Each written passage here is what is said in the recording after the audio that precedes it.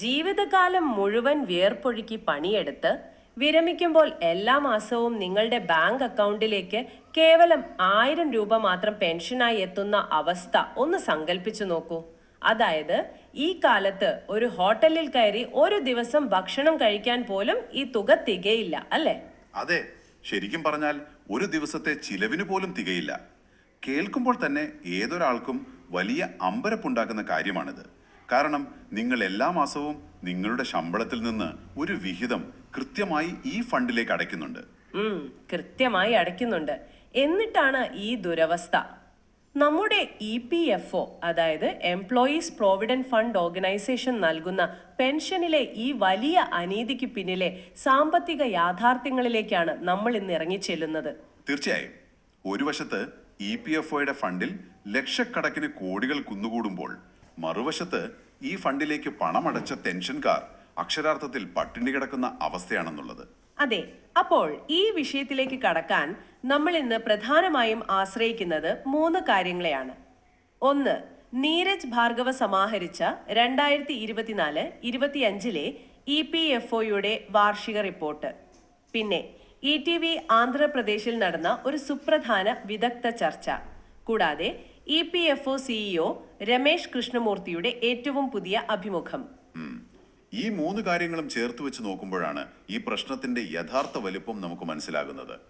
നമ്മുടെ വാർദ്ധക്യകാല സുരക്ഷാ സംവിധാനങ്ങൾ ശരിക്കും ആരെയാണ് സുരക്ഷിതരാക്കുന്നത് എന്ന് ഇത് നമ്മെ ബോധ്യപ്പെടുത്തും. ശരിയാണ്. നമുക്കൊന്ന് വിശദമായി നോക്കാം. മാസം 1000 രൂപ കൊണ്ട് ജീവിക്കാൻ കഴിയില്ലെന്ന് എല്ലാവർക്കും അറിയാം. 2014 മുതൽ ഇന്നുവരെ, അതായത് കഴിഞ്ഞ 12 വർഷമായി EPFO നൽകുന്ന അടിസ്ഥാന പെൻഷൻ വെറും 1000 രൂപയിൽ തന്നെ കിടക്കുകയാണ്. 12 വർഷമായിട്ട് ഒരു മാറ്റവുമില്ല. ഈ വിലക്കയറ്റത്തിന്റെ കാലത്ത് ഒരു നേരത്തെ മരുന്നിന് പോലും ഈ തുക തികയില്ലല്ലോ. സത്യം. ഞാൻ ആ വാർഷിക റിപ്പോർട്ട് വിശദമായി വായിക്കുകയായിരുന്നു. അതിലെ കണക്കുകൾ കണ്ടപ്പോ ശരിക്കും എൻ്റെ കണ്ണ് തള്ളിപ്പോയി എന്ന് തന്നെ പറയാം. നമ്മൾ വിചാരിക്കുന്നതിനേക്കാൾ ഭയാനകമാണ് അവസ്ഥ. അതെ അതെ, ആ റിപ്പോർട്ടിലെ കണക്കുകൾ നമ്മളോട് പറയുന്നത് വളരെ കൃത്യമായ വലിയൊരു അനീതിയുടെ കഥയാണ്. നിങ്ങൾ ആലോചിച്ചു നോക്കൂ. ആ റിപ്പോർട്ട് അനുസരിച്ച് EPFOയിൽ ആകെ 81 ലക്ഷത്തിലധികം പെൻഷൻകാരുണ്ട്. ഇതിൽ എത്ര പേർക്കാണ് ഈ 1000 രൂപയോ അതിൽ താഴെയോ ലഭിക്കുന്നതെന്ന് അറിയാമോ? എത്ര പേർക്കായിരിക്കും? ഒരു 10%? അല്ലല്ല, 45%-ലധികം ആളുകൾക്ക്. അതായത് ഏകദേശം 36 ലക്ഷം വയോധികർക്ക് ഒരു മാസം ജീവിക്കാൻ EPFO നൽകുന്നത് വെറും 1000 രൂപയോ അതിൽ താഴെയോ മാത്രമാണ്. എന്റെ ദൈവമേ, 36 ലക്ഷം പേർക്കോ? പകുതിയോളം പേർക്കും 1000 രൂപ പോലുമില്ലേ? പോട്ടെ, ബാക്കിയുള്ളവരുടെ ശരാശരി പെൻഷൻ എത്രയാണെന്ന് നോക്കിയാലോ? അതും വെറും 2573 രൂപ മാത്രമാണ്. ശരിയാണ്. ഇനി പങ്കാളിക്ക് ലഭിക്കുന്ന കുടുംബ പെൻഷൻ ആകട്ടെ വെറും 1740 രൂപയും. എന്താ പറയുക, ഇതൊരു പരിഹാസമാണ്. അതെ, വലിയൊരു പരിഹാസം. ഇവിടെയാണ് നമ്മൾ സമാന്തരമായി മറ്റൊരു കാര്യം കൂടി ചിന്തിക്കേണ്ടത്. യാതൊരുവിധ ഫണ്ടിലേക്കും 1 രൂപ പോലും വിഹിതം അടയ്ക്കാത്ത സാധാരണക്കാർക്ക് പോലും സംസ്ഥാന സർക്കാരുകൾ മാസം 3000 മുതൽ 4000 രൂപ വരെ വാർദ്ധക്യകാല പെൻഷനായി നൽകുന്നുണ്ട്. അതൊരു വലിയ വ്യത്യാസമാണ്. സംസ്ഥാന സർക്കാരുകൾ അത്രയും നൽകുമ്പോഴാണ് ജീവിതകാലം മുഴുവൻ പണിയെടുത്ത് ശമ്പളത്തിൽ നിന്ന് പണം മാറ്റിവെച്ച് തൊഴിലാളികൾക്ക് ഈ ദുരവസ്ഥ നേരിടേണ്ടി വരുന്നത്. മലയാളത്തിലൊരു ചൊല്ലില്ലേ, സമുദ്രത്തിൽ കിടന്നിട്ടും ദാഹം തീരുന്നില്ല എന്ന്. കോടിക്കണക്കിന് രൂപയുടെ സമുദ്രത്തിന് മുകളിലിരുന്നാണ് ഈ വയോധികർ ദാഹിച്ചു മരിക്കുന്നത്. വളരെ കൃത്യമായൊരു ഉപമയാണത്. ഈ ഒരു സാഹചര്യത്തിലാണ് അടുത്തിടെ നടന്ന EDV ആന്ധ്രാപ്രദേശിലെ ചർച്ചയിലെ വിവരങ്ങൾ നാം ശ്രദ്ധിക്കേണ്ടത്. ഭാരതീയ മസ്ദൂർ സംഘ് ദേശീയ അധ്യക്ഷൻ സുങ്കരി മല്ലേഷം ഉന്നയിച്ച ചില ആവശ്യങ്ങളുണ്ടതിൽ. എന്തൊക്കെ ആയിരുന്നു ആവശ്യങ്ങൾ? ഈ 1000 രൂപ എന്ന അടിസ്ഥാന പെൻഷൻ 7500 രൂപയായി ഉയർത്തണമെന്നാണ് അവരുടെ പ്രധാന ആവശ്യം.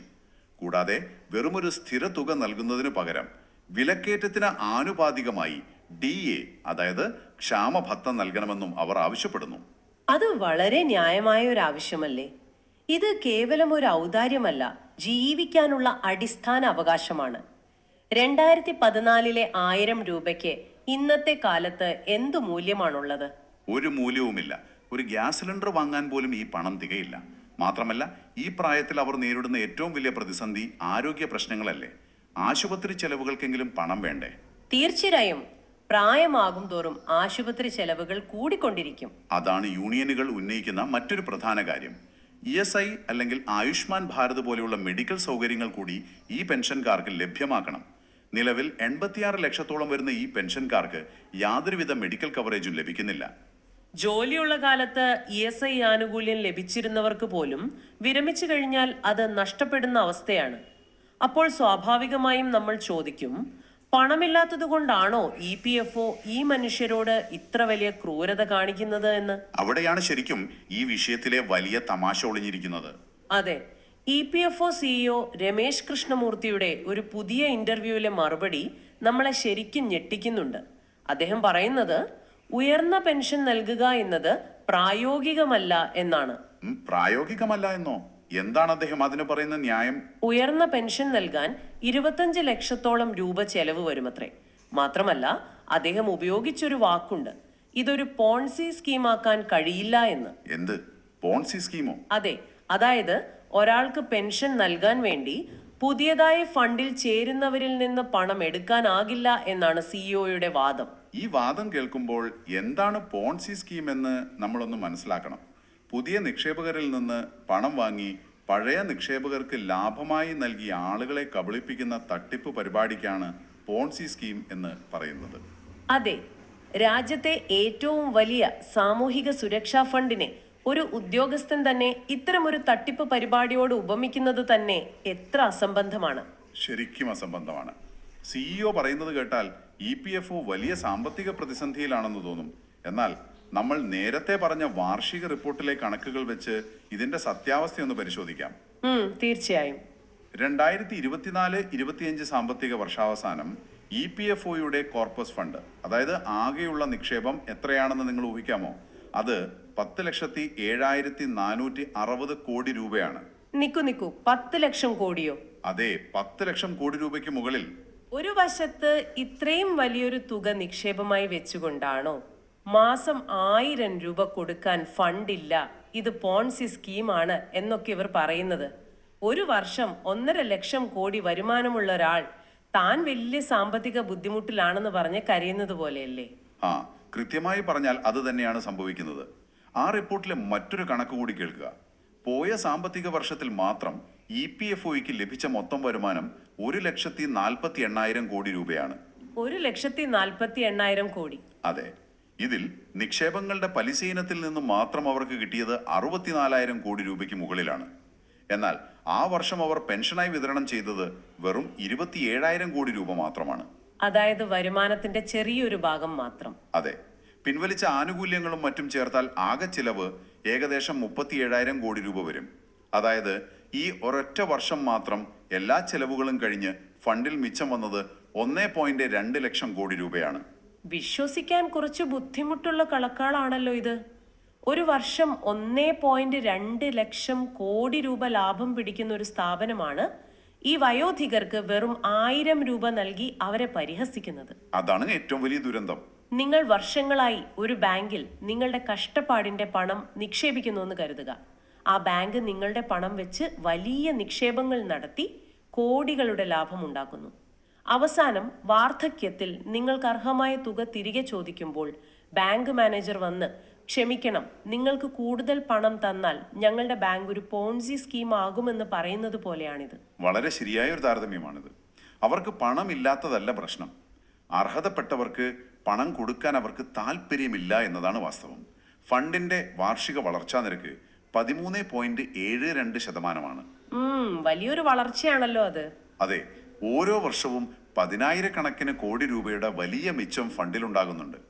എന്നിട്ടും EPFO എപ്പോഴും പറയുന്നൊരു ന്യായീകരണമുണ്ട്, സാമ്പത്തിക കമ്മി അഥവാ ആക്ച്വറിയൽ ഡെഫിസിറ്റ്.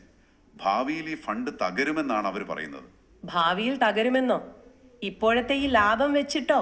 അതെ, എന്താണ് ഈ ആക്ച്വറിയൽ ഡെഫിസിറ്റ് എന്ന് കൂടി നമ്മൾ മനസ്സിലാക്കണം. ഇത് ഇന്നത്തെ നഷ്ടമല്ല. ഉദാഹരണത്തിന് മാസം 1 ലക്ഷം രൂപ ശമ്പളമുള്ള ഒരാൾ അയാളുടെ ചെലവുകളെല്ലാം കഴിഞ്ഞ് 50,000 രൂപ ബാങ്കിൽ ഇടുന്നു എന്ന് കരുതുക.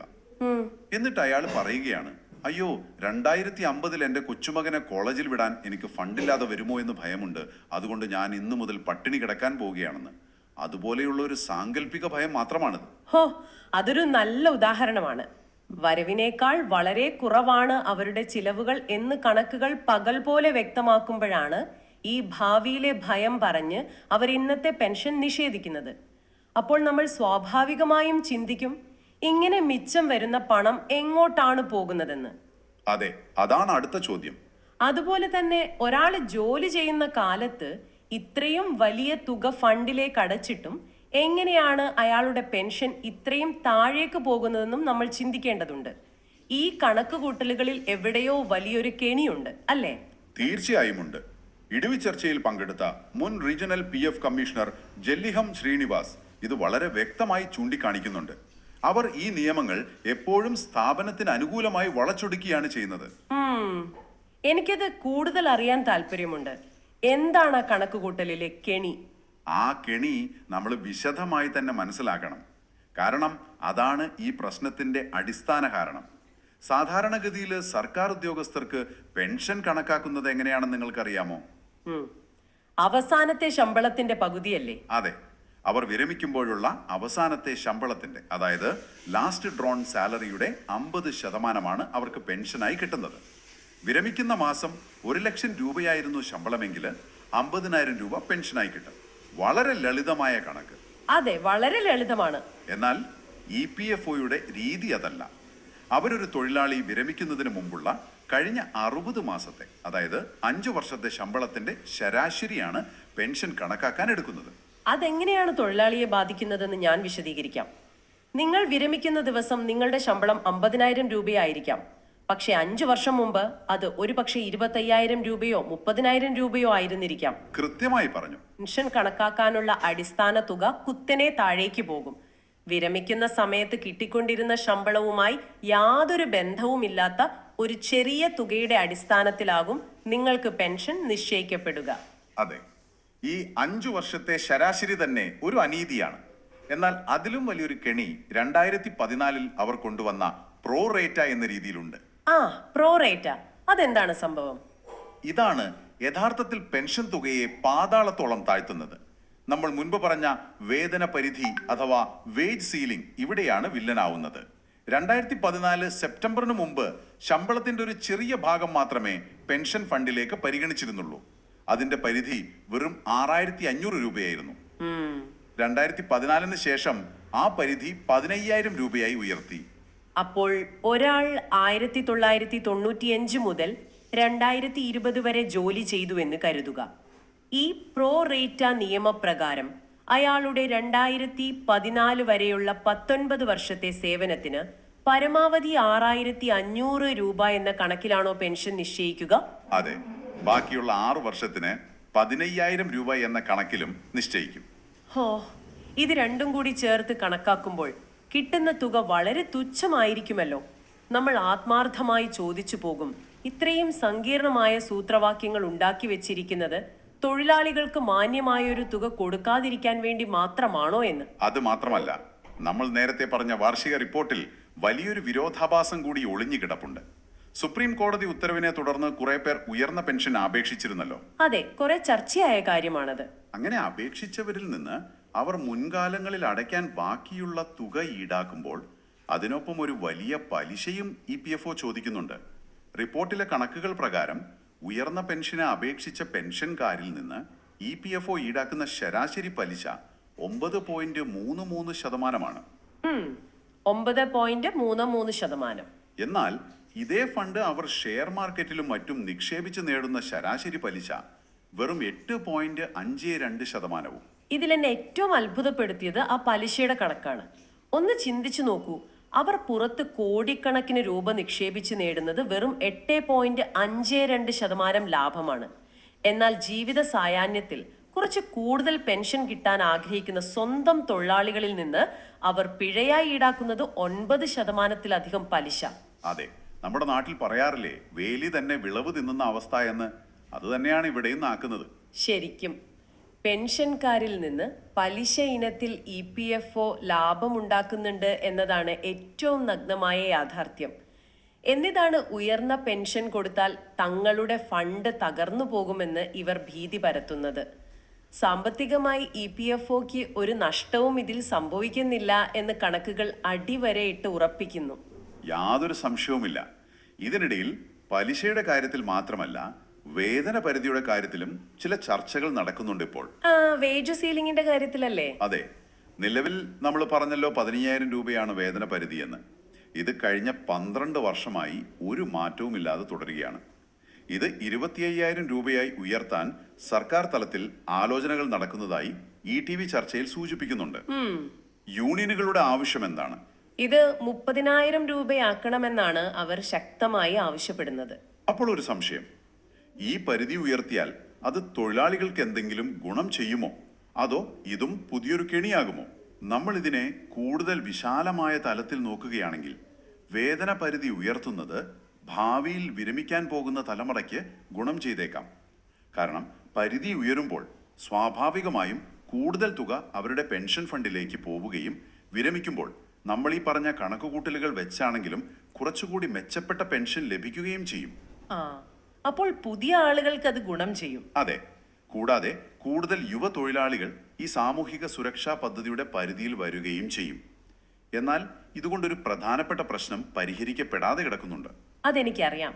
ഇപ്പോൾ വിരമിച്ച ആ പഴയ വേതന പരിധിക്കുള്ളിൽ നിന്നുകൊണ്ട് പെൻഷൻ വാങ്ങുന്ന വയോധികരുടെ കാര്യമാണല്ലോ നിങ്ങൾ ഉദ്ദേശിക്കുന്നത്? അതെ അതെ, 86 ലക്ഷത്തോളം വരുന്ന ആ പഴയ പെൻഷൻകാർക്ക് ഈ പുതിയ മാറ്റങ്ങൾ യാതൊരു ആശ്വാസവും നൽകുന്നില്ല. അവരുടെ പെൻഷൻ ഇപ്പോഴും ആ പഴയ 1000 രൂപയിൽ തന്നെ കിടക്കുകയാണ്. അത് വളരെ സങ്കടകരമാണ്.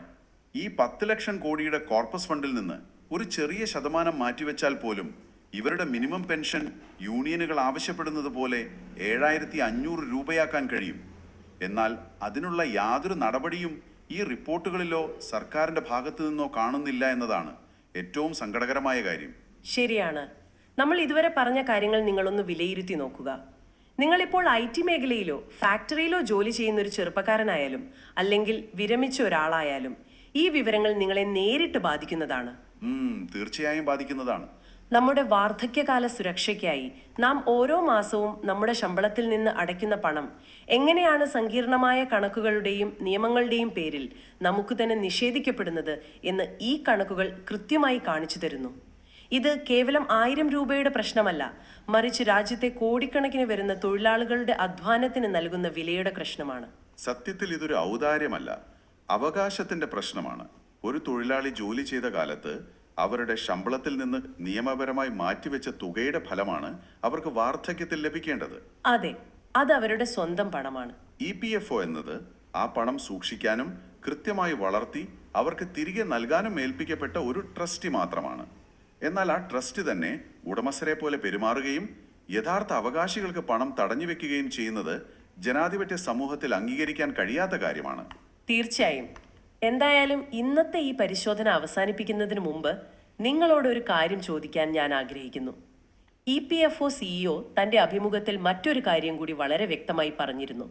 അദ്ദേഹം പറഞ്ഞു, EPS സ്കീം പ്രധാനമായും ലക്ഷ്യമിടുന്നത് സംഘടിത മേഖലയിലെ ഏറ്റവും പാവപ്പെട്ട തൊഴിലാളികളെയാണ് എന്ന്. പാവപ്പെട്ട തൊഴിലാളികളെ.